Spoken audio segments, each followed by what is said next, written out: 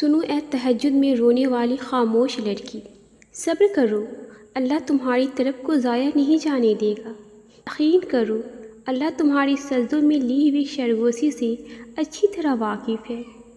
تمہارے صبر اور یقین کے بعد اللہ نے شکر کا وقت بھی رکھا ہے۔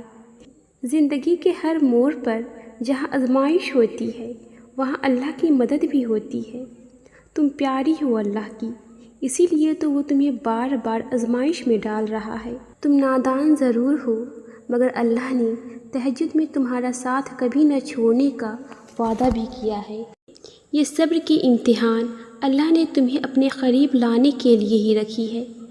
تم مایوس نہیں ہو سکتی، تمہارا یقین تو اللہ ہے نا۔ تمہارا یہ نمازوں میں رونا بے وجہ نہیں ہے، اور بے فکر ہو جاؤ، یہ کبھی بھی ضائع نہیں جائے گا۔ وہ اللہ کسی کا احسان نہیں رکھتا۔